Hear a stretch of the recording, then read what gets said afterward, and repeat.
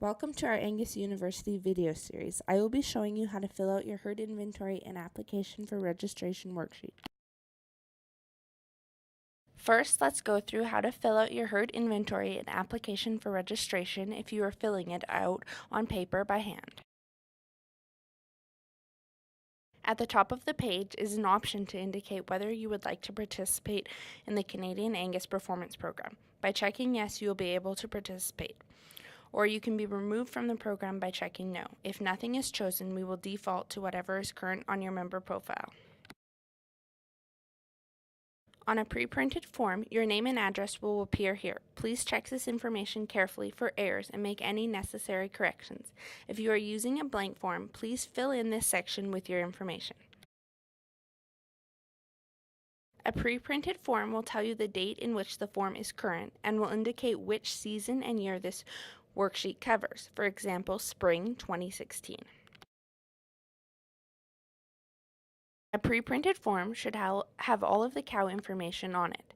If this is not pre-printed, please enter the Canadian registration number and tattoo for the dam of the calf that you are registering. You must be the owner or leasee of the dam on the calf's date of birth.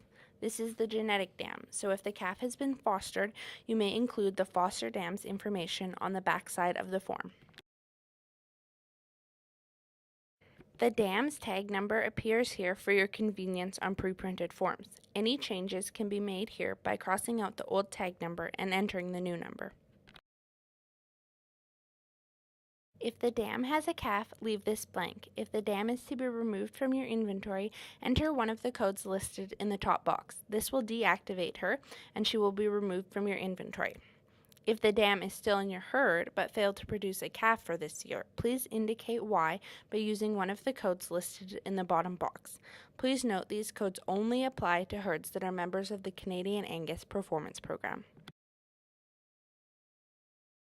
Enter the Canadian registration number and tattoo for the sire of the calf that you are registering. If you are using a pre-printed worksheet and you purchase the dam bred, the earliest recorded service will appear. If you are not the owner of the service sire at the time of breeding, have the owner sign the bottom of the form as authorization for use of the bull. If the calf was conceived by artificial insemination, please place a Y in the box. If the calf was conceived by an artificial insemination service, indicate the date of service. If the cow was turned out with a bull for a natural service, indicate the first day the bull was turned out. If the cow was inseminated or exposed to different sires within 14 days of each other, all services must be reported. List the full tattoo of the calf that you're registering. This will include your tattoo letters, followed by a number of your choosing, and then the year letter. It is also recommended that you list the calf's tag number. If no tag number is given, we will assign the tag number as a tattoo number followed by the year letter. For example, ABC1D would be a full tattoo. Space is for the calf's date of birth. Every calf needs to have a date of birth recorded. The proper format is day, month, year. Indicate the calf's sex. A sex must be reported for every calf. Indicate M for male or F for female. Indicate the number of calves born, regardless of the number of live calves. Use 1 for a single birth, 2 for twins, etc. In the case of multiple births, the second calf needs to be listed on a blank application form. Each calf in a multiple birth must be indicated as such on the form. Describe the calving experience with the code shown in the box.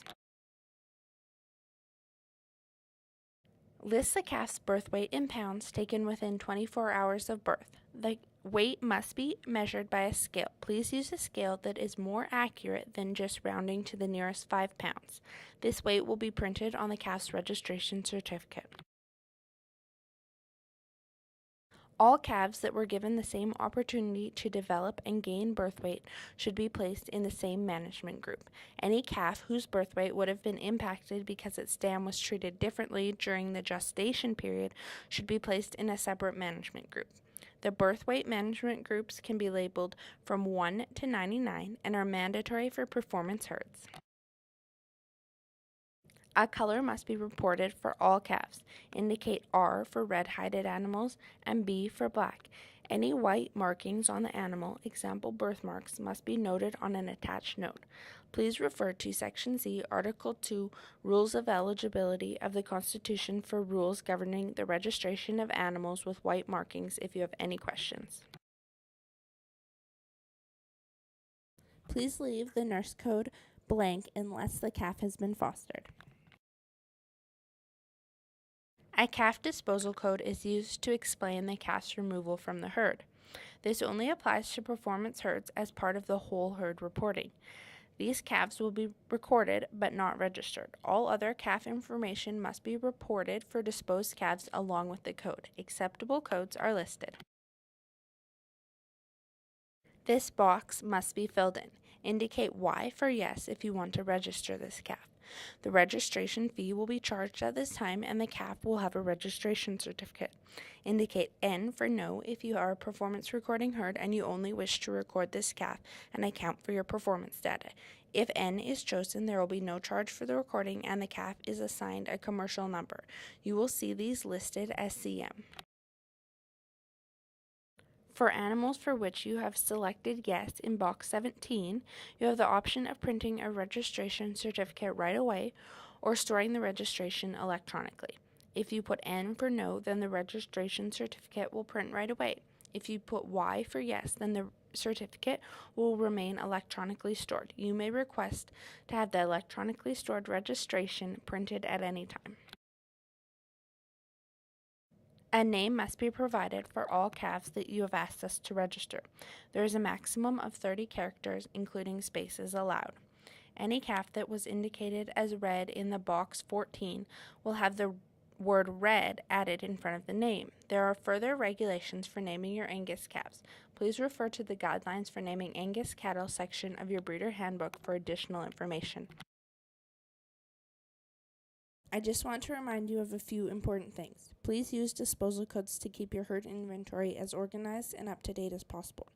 Remember to record all calves in multiple bursts. You can add the additional calves on a separate sheet. Also, include nurse codes for these calves only if they have been fostered. When you have completed your worksheet, take a minute to review it and sign the bottom. That's all. You will have completed your herd inventory and application for registration. I hope this presentation has helped you to understand how to fill out your worksheet. If you have any more questions, please give us a call.